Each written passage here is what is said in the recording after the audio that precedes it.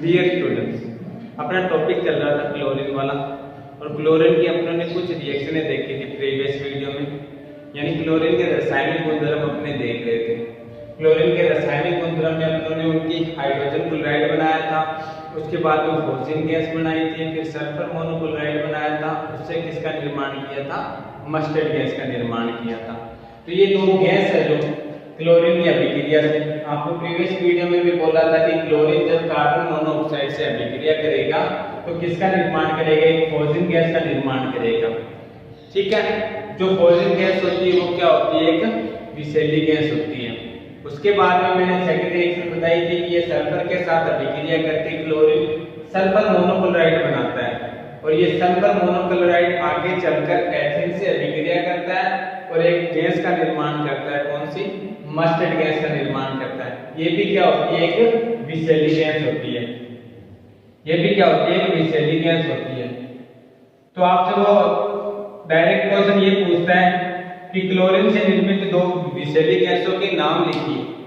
Chlorine से निर्मित दो विषैली गैसों के नाम लिखिए। तो एक फ्लोरीन गैस जिसकी कार्बन मोनोऑक्साइड के साथ अभिक्रिया करवाते हैं तो फ्लोरीन गैस बन जाती है, और सेकंड क्लोरीन से अपने ने पहले क्या बनाया? सल्फर मोनोक्लोराइड बनाया। तो इसलिए ये जो मस्टर्ड गैस होगी वो भी किससे निर्मित होगी? क्लोरीन से निर्मित होगी। तो ये दो गैस अपने को ध्यान में रखनी है। ठीक है, ये अपने उनकी क्लोरीन की रासायनिक गुणधर्म में पढ़ते आ रहे थे। रासायनिक गुणधर्म मतलब इसकी अभिक्रिया पढ़ रहे हैं कि किस प्रकार ये hydrogen chloride, fluorine gas, sulphur monochloride, mustard gas आदि यौगिकों का क्या करती है?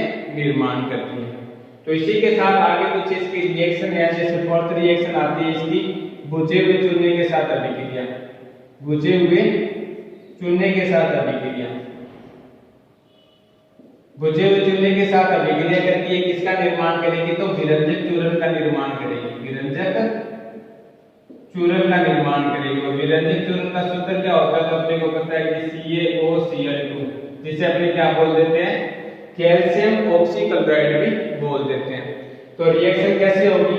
जैसे बुझे हुए चूने का सूत्र क्या होता है? तो कैल्शियम हाइड्रोक्साइड को अपने क्या बोलते हैं? बुझा हुआ चूना बोलते हैं।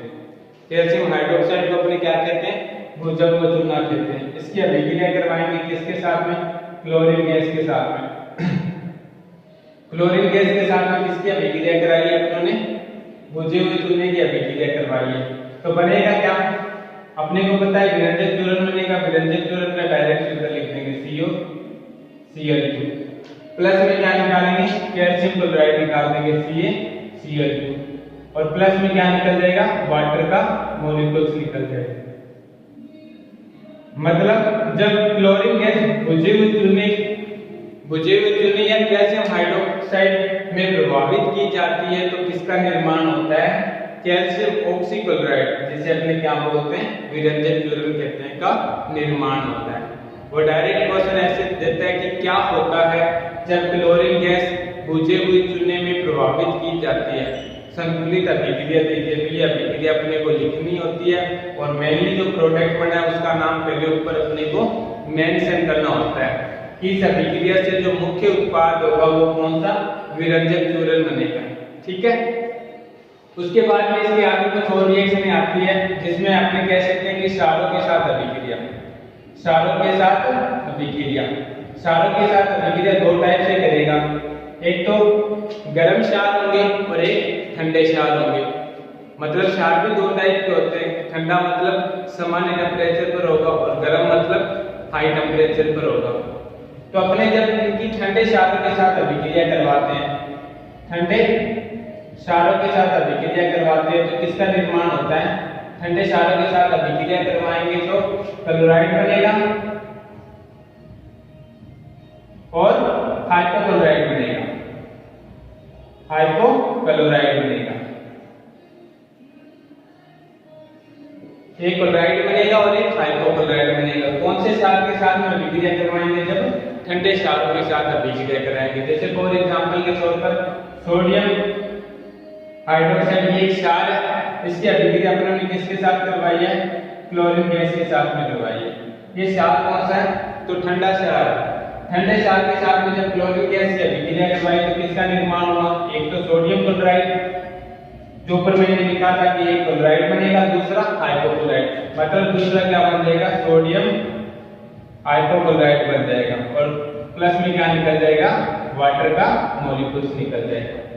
यानी जब क्लोरीन गैस को ठंडे क्षार के अंदर क्या किया जाता है, प्रभावित किया जाता है, तो किसका निर्माण होता है, एक तो हाइपोक्लोराइड का निर्माण होता है और एक क्लोराइड का निर्माण होता है। हाइपोक्लोराइड का मतलब सोडियम हाइपोक्लोराइड बन गया, और क्लोराइड का मतलब यहाँ पर क्या बन गया, सोडियम क्लोराइड बन गया।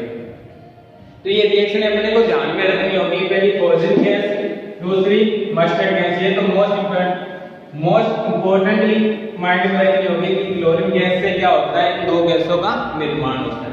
फिर आगे मैंने बोला था कि इनकी अभिक्रिया अपने किसके साथ करवाएंगे, गर्म क्षार के साथ में करवाएंगे, गर्म क्षार के साथ में। तो गर्म क्षार के साथ में क्या होगा, क्लोराइड तो बनेगा ही, प्लस में दूसरा यौगिक और बन जाएगा, हाइपोक्लोराइड की जगह क्लोरेट बन जाएगा, क्लोरेट बन जाएगा। कैसे रिएक्शन होगी, तो सेम अपने सोडियम हाइड्रोक्साइड के कितने ले लेते हैं, 6 मॉलिक्यूल्स ले लेते हैं। ये कौन सा है, गर्म है, तो इतना यहाँ अपने ब्रैकेट में लिख देंगे। प्लस में क्या होगा, क्लोरीन गैस होगी।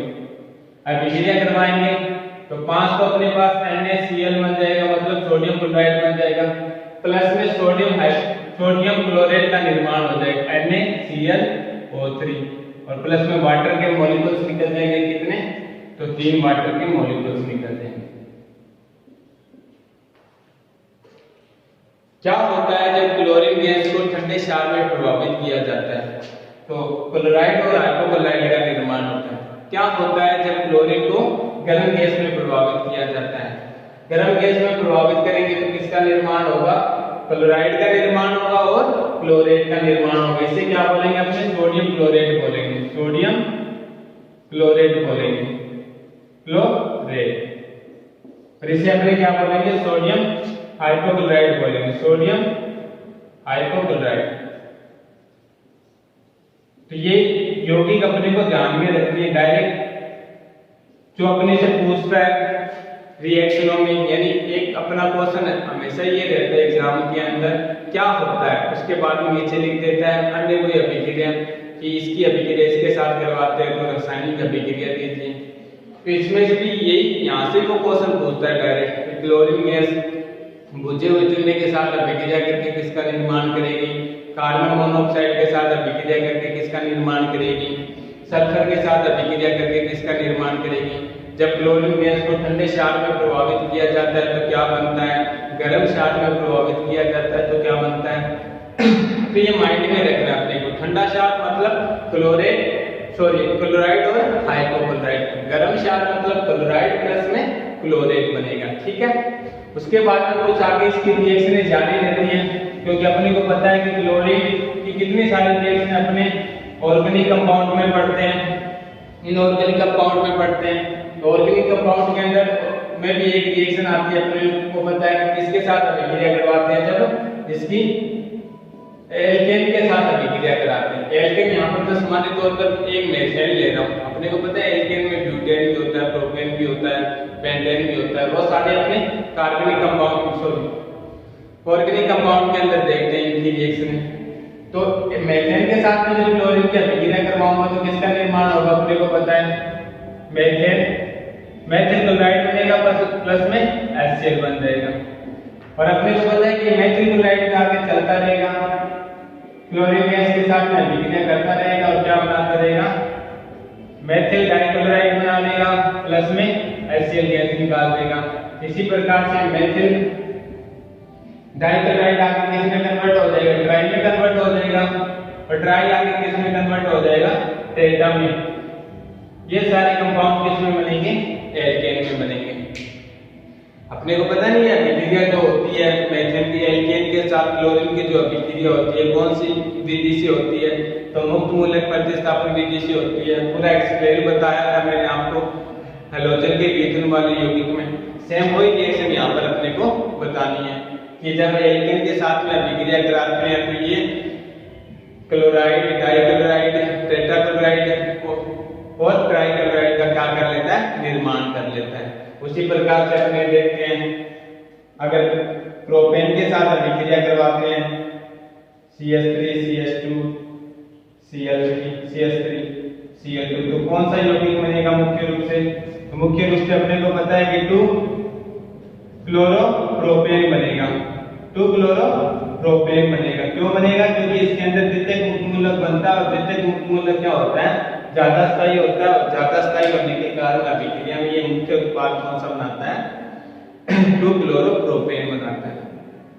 ये तो सारे सम्मिलित एल्केन थे, जैसे एथेन हो गया, ब्यूटेन हो गया, ये सारे तो सम्मिलित होते हैं, लेकिन इसके अंदर अपने को बस पता चल जाता है इसके साथ असम्मिलित टाइप से देख लो, या फिर जहां पर अपने को पता चल जाए कि इसमें क्या बन रहा है, द्वितीयक मुक्त मूलक बन रहा है, तो वो मुख्य रूप से अपने बनाएंगे। तृतीयक बन रहा है तो द्वितीयक से पहले क्या करेंगे? उसे प्राथमिकता देंगे। ये सारा कुछ एक्सप्लेन किया होगा आपको मैंने हैलोजन वाले, सॉरी जो हैलोजन के रिएक्शन वाले यौगिक थे ऑर्गेनिक कंपाउंड के अंदर चैप्टर नंबर 10 था, उसमें अपने ने इसे देखा था। तो ये थोड़ा सा ध्यान में रखना, कौन सी रिएक्शन कि ये एल्केन के साथ अभिक्रिया करके किसका निर्माण करता है?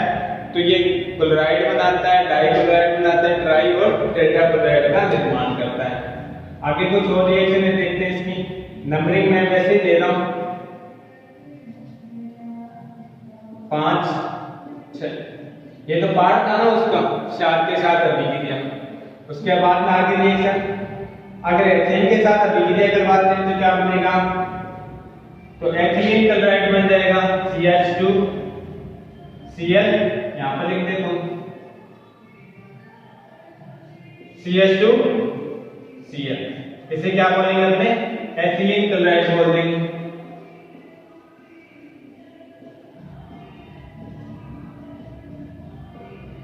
ये क्या होगा? इसका मुख्य उत्पाद होगा, मतलब एल्केन के साथ अभिक्रिया करके ये डाई ट्राई टेट्रा और क्लोराइड का निर्माण करता है। एथेन के साथ अभिक्रिया करके ये एथिलीन क्लोराइड का निर्माण करता है। उसके बाद में एक लास्ट इंपॉर्टेंट इसकी रिएक्शन रहती है, वो कौन सी है कि अमोनिया के साथ अभिक्रिया करके ये क्या बनाता है? अमोनिया के साथ अभिक्रिया करके ये किसका निर्माण करता है? तो अमोनिया के साथ अभिक्रिया करवाएंगे, अमोनिया NH3, और अभिक्रिया किसके साथ करा रहे हैं? क्लोरीन। ये आपको मैंने अमोनिया वाले टॉपिक में भी कराया था। अगर क्लोरीन क्या है? सीमित मात्रा में, तो किसका निर्माण करेगा? अमोनिया क्लोराइड का निर्माण करेगा, NH3Cl।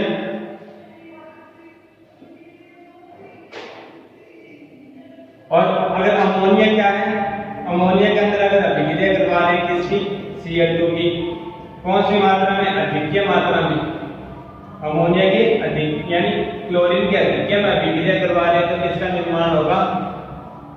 नाइट्रोजन ट्राइक्लोराइड का निर्माण होगा, प्लस में क्या निकल जाएगा?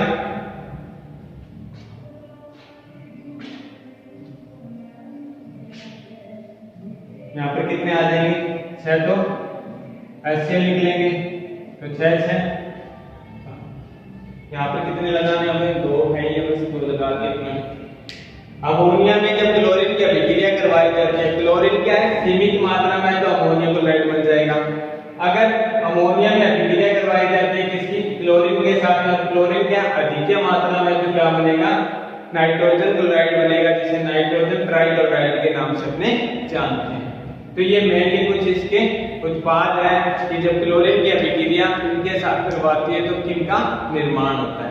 ठीक है, पहले अपने को ध्यान रखना है कि फॉसिन गैस, मस्टर्ड गैस, उसके बाद में विरंजन चूर्ण, फिर क्षारों के साथ में अभिक्रिया। ठंडा क्षार होगा तो क्लोराइड और हाइड्रोक्लोराइड, गर्म क्षार होगा तो क्लोराइड और क्लोरेट बनेगा। एल्केन के साथ अभिक्रिया करवाएंगे तो क्लोराइड बनेगा, डाइक्लोराइड बनेगा, ट्राइक्लोराइड बनेगा, टेट्राक्लोराइड बनेगा। और अगर अपने एल्कीन के साथ अभिक्रिया करवाएंगे तो एल्किलीन क्या बन जाएगा? क्लोराइड बन जाएगा। अमोनिया के साथ अभिक्रिया करवाएंगे क्लोरीन की, तो क्लोरीन अगर सीमित मात्रा में तो अमोनिया क्लोराइड, अगर अमोनिया में क्लोरीन गैस अधिक में है तो क्या बन जाएगा? नाइट्रोजन ट्राइक्लोराइड का निर्माण हो जाएगा। ये कुछ इसकी रिएक्शनें थी, इसकी क्लोरीन गैस की। अब क्लोरीन गैस की एक प्रकृति आती है, कौन सी प्रकृति? ऑक्सीकारक प्रकृति। ऑक्सीकारक प्रकृति आपको बताया था मैंने कि क्लोरीन गैस क्या होती है? एक ऑक्सीकारक प्रकृति की होती है। क्यों होती है? क्योंकि ये जल के साथ में हैंड टू हैंड रिएक्शन करके क्या कर लेती है, एक नवजात ऑक्सीजन का निर्माण कर लेती है, एक नवजात ऑक्सीजन का निर्माण कर लेती है। ये नवजात ऑक्सीजन क्या करता है, ऑक्सीकारक प्रकृति वाली सारी रिएक्शनें दिखाता है। कैसे होगी रिएक्शनें, तो सिंपल अपने को रिएक्शनें देखनी है, कुछ नहीं है। बस अगर आपसे पूछे कि क्लोरीन की कुछ ऑक्सीकारक अभिक्रिया के एग्जांपल दीजिए, तो आपको माइंडली जो अपने मुख्य यौगिक यहाँ पर बनाएंगे उनमें से एक आधी आप रिएक्शनें लिख सकते हो। जैसे पहली रिएक्शन सल्फर डाइऑक्साइड में ये कन्वर्ट कर देता है किसके अंदर, सल्फ्यूरिक अम्ल के अंदर। किसके अंदर कन्वर्ट कर देता है, सल्फ्यूरिक अम्ल के अंदर कन्वर्ट कर देता है। या ऐसे कह सकते हैं कि जब क्लोरीन की अभिक्रिया करवाते हैं सल्फर डाइऑक्साइड के साथ, तो वो सल्फर डाइऑक्साइड को ऑक्सीकृत कर देता है किसके अंदर, सल्फ्यूरिक अम्ल के अंदर। ऑक्सीकरण अभिक्रिया करवाएंगे तो सल्फर डाइऑक्साइड प्लस में क्लोरीन गैस प्लस में वाटर का मॉलिक्यूल्स, यही रखेंगे अपने, क्योंकि ऑक्सीकारक प्रकृति आपको मैंने बोला है कि ऑक्सीकारक प्रकृति के अंदर अपने को वाटर यूज करना होगा, क्योंकि वाटर यूज करेंगे तभी तो अपने पास नवजात ऑक्सीजन निकलेगा, और ये नवजात ऑक्सीजन क्या करेगा, ऑक्सीकृत करेगा। अब होगा कैसे, तो इसके अंदर अपने डायरेक्ट लिख सकते हैं कि क्या बनेगा, H2SO4 बनेगा, प्लस में क्या निकल जाएगा, क्लोरीन है, तो 2 HCl निकल गए, यही होगा। 2 तो इसके साथ ऐड हो गए और 2 उसके साथ निष्कासित हो गए। मतलब इसने क्या किया, जो सल्फ्यूरिक अम्ल सल्फर डाइऑक्साइड था उसको किसमें ऑक्सीकृत कर दिया, इसने सल्फ्यूरिक अम्ल में ऑक्सीकृत कर दिया। तो यही तो इसकी ऑक्सीकारक प्रकृति है। यानी अपनों ने किया क्या है, बस सल्फर डाइऑक्साइड की अभिक्रिया करवाई है क्लोरीन के साथ में। और क्लोरीन कौन सा, जलयोजित क्लोरीन, और जलयोजित क्लोरीन में अपने को पता है कि नवजात ऑक्सीजन निकलेगा, वो इसके साथ क्या होगा, ऐड होगा और किसका निर्माण कर लेगा, एक सल्फ्यूरिक अम्ल का निर्माण कर लेगा। फिर सेकंड अपने कह सकते हैं कि सेकंड रिएक्शन ये क्या करेगा, सल्फाइड को सल्फेट में ऑक्सीकृत करेगा। किसमें ऑक्सीकृत करेगा, सल्फेट में ऑक्सीकृत करेगा। जैसे सोडियम सल्फाइड है, इसमें ऑक्सीकृत कर देगा सोडियम सल्फेट में, सोडियम सल्फेट में ऑक्सीकृत कर देगा, मतलब सल्फाइड को सल्फेट में ऑक्सीकृत कर रहा है। सेम रिएक्शन अपने क्या करेंगे, Na2SO3 की अभिक्रिया करवाएंगे किसके साथ में, वाटर प्लस में क्लोरीन गैस। होगा क्या, तो सोडियम सल्फेट बन जाएगा, N2SO4 प्लस में क्या निकल जाएगा, 2 HCl गैस निकल जाएगी, यानी HCl हाइड्रोजन क्लोराइड निकल जाएगा। अभिक्रिया क्या हो जाएगी, अपनी संतुलित हो जाएगी। एक नवजात ऑक्सीजन इसके साथ क्या हो जाएगा, अटैच हो जाएगा, जो बनेगा। यानी अपने कह सकते हैं कि सल्फाइड क्या हो रहा है, सल्फेट में ऑक्सीकृत हो रहा है। पहले अपनों ने सल्फर डाइऑक्साइड को क्या किया था, सल्फ्यूरिक अम्ल में ऑक्सीकृत किया था, फिर अपनों ने सल्फाइड को सल्फेट में ऑक्सीकृत किया। ये 2 रिएक्शनों अपनों ने किस में देखी, इसकी ऑक्सीकारक बल में देखी। फिर आगे और कुछ और भी रिएक्शनें आती हैं, और रिएक्शनें जैसे अपने कह सकते हैं कि फेरस क्लोराइड को ये फेरिक क्लोराइड में ऑक्सीकृत करता है, फेरस क्लोराइड को फेरिक क्लोराइड में। फेरस क्लोराइड का मतलब अपने को पता है, फेरस क्लोराइड FeCl2 होता है, और किस में ऑक्सीकृत कर रहा है, ये फेरिक क्लोराइड में FeCl3 में ऑक्सीकृत करेगा। रिएक्शन क्या करनी होगी अपने को, FeCl2 प्लस में Cl2। अब यहाँ पर वाटर का यूज नहीं करेंगे, डायरेक्ट क्या हो जाएगा, FeCl3, ये फेरिक क्लोराइड में ऑक्सीकृत हो गया। उसी प्रकार से टिन क्लोराइड होता है जो, उसकी रिएक्शन लिख देंगे SnCl2 की अभिक्रिया करवाते हैं जब किसके साथ में, क्लोरीन के साथ में, तो किसका निर्माण होता है, SnCl4 का निर्माण होता है। मतलब ये टिन क्लोराइड टेट्रा क्लोराइड में क्या हो रहा है, ऑक्सीकृत हो रहा है। उसके अलावा आपसे बोल सकते हैं कि जो नाइट्राइट होते हैं उसको किसमें, नाइट्रेट में ऑक्सीकृत करता है। ये क्या होता है ना, सोडियम नाइट्राइट होता है ना, उसको किस में ऑक्सीकृत करेगा, सोडियम नाइट्रेट में ऑक्सीकृत करेगा। इसे क्या बोलते हैं, नाइट्राइट। और ये क्या है अपना नाइट्रेट। रिएक्शन क्या होगी तो अपने को पता है, ऑक्सीजन ऐड कराना तो मतलब वाटर का मॉलिक्यूल्स यूज करेंगे, NaNO2 प्लस में क्लोरीन गैस प्लस में H2O होगा क्या, डायरेक्ट लिख देंगे NaNO3 प्लस में क्या निकल जाएगा 2HCl। ये सारी रिएक्शनें जो दिखाई जा रही है वो इसकी कौन सी प्रकृति को दर्शा रहा है, ऑक्सीकारक प्रकृति को दर्शा रहा है। पहला पूछ लेगा, पहला आपने डायरेक्ट लिखा कि जो क्लोरीन गैस है उसकी ऑक्सीकारक प्रकृति का होता है। ऑक्सीकारक प्रकृति का क्यों होता है, तो सल्फर डाइऑक्साइड को सल्फ्यूरिक अम्ल में, फिर सल्फाइड को सल्फेट में, नाइट्राइड को नाइट्राइड में, फेरस क्लोराइड को फेरिक क्लोराइड में, टिन क्लोराइड को टिन टेट्राक्लोराइड में। ये सारी रिएक्शनें अपनों ने देखी है। तो ये सारी रिएक्शनें इसकी कौन सी रिएक्शनें को दिखा रहा है, ऑक्सीकारक प्रकृति को दिखा रहा है। और भी रिएक्शनें हैं जैसे H2SO की अभिक्रिया करवाएंगे किसके साथ में, क्लोरीन गैस के साथ में, तो किसका निर्माण होगा HCl। किसका निर्माण हो रहा है, तो हाइड्रोजन क्लोराइड बन रहा है प्लस में सल्फर को ये क्या कर रहा है, ऑक्सीकृत कर रहा है। सल्फर हाइड्रोजन सल्फाइड का उसको किसमें ऑक्सीकृत कर रहा है, सल्फर में ऑक्सीकृत कर रहा है। ये सारी कौन सी अभिक्रिया है, ऑक्सीकारक अभिक्रिया है। आपसे पूछे कि क्लोरीन की कोई दो ऑक्सीकारक अभिक्रिया बताइए, तो इनमें से कोई भी एक रिएक्शन आप लिख दो, दो रिएक्शन लिख दो कि ये सारी क्या होते हैं, इसकी ऑक्सीकारक प्रकृति को दर्शाता है। ठीक है, तो ये थोड़ा सा अपने को ध्यान रखना है। उसके बाद में क्लोरीन की कुछ नहीं है, सिर्फ एक लास्ट इंपॉर्टेंट गुणधर्म आता है इसका, विरंजक का गुणधर्म। ये क्या कर देता है, विरंजित कर देता है पदार्थ को। विरंजित करने का मतलब जैसे फॉर एग्जांपल अपने ने देखा वाटर प्लस में क्लोरीन गैस क्या बनेगा 2HCl और ऑक्सीजन।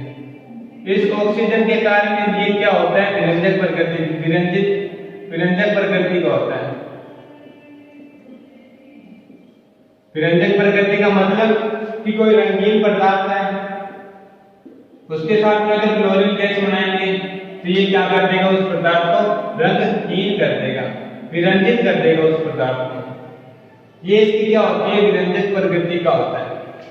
मतलब किसी भी पदार्थ में अगर कोई कलर है, उस कलर को निष्कासित करने के लिए अगर क्लोरीन गैस उसमें क्या कर दिया जाए, मिला दिया जाए, तो उस पदार्थ को वो क्या कर देगा, रंगहीन कर देगा। सल्फर डाइऑक्साइड भी विरंजक प्रकृति का होता है, लेकिन उसका जो विरंजक होता है वो अस्थायी होता है, जबकि इसका विरंजक क्या होता है, स्थायी होता है। जैसे कोई सब्जियां होती है उनका ज्यादा रंग होता है तो उनको रंगहीन करने के लिए किसका यूज किया जाता है, इस क्लोरीन गैस का यूज किया जाता है। उसी प्रकार से कपड़ों में अगर रंग किसी इस रंग को निष्कासित करके दूसरे रंग को रंगना होता है तो कौन सी गैस यूज की जाती है, तो क्लोरीन गैस यूज की जाती है। ये सारे इसके गुणधर्म कौन सी प्रकृति के दर्शाता है, विरंजक प्रकृति को दर्शाता है। आपसे क्वेश्चन भी पूछता है कि क्लोरीन गैस विरंजक प्रकृति का होता है, क्यों, तो आप यहाँ पर डायरेक्ट लिखोगे कि क्लोरीन गैस विरंजक प्रकृति का होता है। इसे अपने निम्न अभिक्रिया द्वारा समझा सकते हैं। क्लोरीन गैस जब वाटर के साथ अभिक्रिया करता है तो एक नवजात ऑक्सीजन बनाता है, और यहाँ पर ये लिखो कि ये नवजात ऑक्सीजन रंगीन पदार्थों के साथ अभिक्रिया करके उन पदार्थों को क्या कर देता है, रंगहीन बना देता है। इसलिए जो क्लोरीन होता है वो कौन सी प्रकृति का होता है, विरंजक प्रकृति का होता है। ठीक है, बस इतना सा लिखना होता है और कुछ नहीं लिखना होता। विरंजक प्रकृति में ऊपर रिएक्शन लिखो, जो ऑक्सीजन बना है उसके लिए अभिक्रिया कराओ किसी रंगीन पदार्थों के साथ में। रंगीन पदार्थों के साथ में जैसे रिएक्शन करवाएंगे वो क्या कर देगा, उन्हें कलरलेस बना देगा, मतलब रंगहीन बना देगा। सब्जियों में ज्यादा डार्क आ जाता है, तो सब्जियों को कोई रंग होता है ना, जैसे भिंडी हो गई उन पर हरा रंग ज्यादा आ रहा है, उस हरे रंग को कम करने के लिए इसका यूज कर लेंगे। टमाटर में लाल रंग होता है, उस लाल रंग को कम करने के लिए इसका यूज किया जाता है। ये सारी इसकी विरंजक प्रकृति को ये क्या करता है, दिखाता है। ठीक है, उसके बाद में लास्ट इसका गुणधर्म है, इसका उपयोग कहां पर किया जाता है, क्लोरीन का उपयोग। तो उपयोग में अपन ने देखा है पहला इसके ऑक्सीकारक प्रकृति के कारण ऑक्सीकारक पदार्थों को ऑक्सीकृत करने में किसका यूज किया जाता है, क्लोरीन का यूज किया जाता है। पदार्थों को विरंजित करने में किसका यूज किया जाता है, क्लोरीन गैस का यूज किया जाता है उसी प्रकार से विषैली गैसों के निर्माण में किसका निर्माण किया जाता है, क्लोरीन गैस का निर्माण किया जाता है। उसी प्रकार से अपने कह सकते हैं HCl के निर्माण में किसका यूज किया जाएगा, इसका यूज किया जाएगा। और अपने कह सकते हैं कि अभिकर्मक के रूप में भी यूज किया जाएगा, प्रयोगशाला में अभिकर्मक के रूप में भी अपने क्या कर सकते हैं, इसे यूज कर सकते हैं। ऐसी बहुत सारी रिएक्शन अपने क्या कर सकते हैं जो अपने रासायनिक गुणधर्म देखा है, रासायनिक गुणधर्म में अपने जो रिएक्शनें लिखी हैं उन रिएक्शनों को अपने क्या कर सकते हैं यहाँ पर बता सकते हैं कि क्लोरीन गैस का उपयोग कहाँ पर किया जाता है, मस्टर्ड गैस के निर्माण में, फ्लोजिंग गैस के निर्माण में। उसके अलावा अपने कह सकते हैं कि इसकी ऑक्सीकार्य प्रकृति के कारण पदार्थों को ऑक्सीकृत करने में। और अपने बोल सकते हैं कि हाइड्रोजन क्लोराइड के निर्माण में, प्रयोगशाला में अभिकर्मक के रूप में, पदार्थों को विरंजित करने में। ये सारे इसके क्या हो जाएंगे, गुणधर्म हो जाएंगे। ठीक है, तो ये क्लोरीन की सामान्य जानकारी थी। क्लोरीन के बनाने की विधियां, उसकी फिजिकल प्रॉपर्टीज, उसकी केमिकल प्रॉपर्टीज। केमिकल प्रॉपर्टीज के अंदर अपने को रिएक्शनें देखनी है, रिएक्शनों में नाम याद रखना है, फ्लोजिंग गैस का बनना, मस्टर्ड गैस का बनना, विरंजक चूर्ण का बनना। और क्षारों के साथ अभिक्रिया करवाते हैं तो क्लोराइड हाइपोक्लोराइड का बनना, क्लोरेट और हाइपोक्लोराइड, क्लोरेट और क्लोराइड का बनना, फिर अमोनिया के साथ अभिक्रिया, फिर एथीन के साथ, एल्केन के साथ, फिर इसकी ऑक्सीकारक प्रकृति, फिर इसकी विरंजक प्रकृति और लास्ट में इसकी कुछ उपयोगिता। ये बस क्लोरीन अपना कंप्लीट हो जाएगा। बस ऐसे सिस्टमेटिक ढंग से अपने को पढ़ना होता है। जैसे जैसे अपने स्टेप बाय स्टेप चलते जाएंगे अपने को पता ही चल जाएगा कि आगे वाला स्टेप क्या आएगा और अपने आप ही क्या हो जाएगी, ये जो टॉपिक है छोटे छोटे अपने कंप्लीट हो जाएंगे। फिर नेक्स्ट वीडियो के अंदर अपने हाइड्रोजन क्लोराइड के बारे में पढ़ेंगे, जो भी क्या होता है क्लोरीन का एक इंपॉर्टेंट कंपाउंड होता है, यौगिक होता है। Thank you.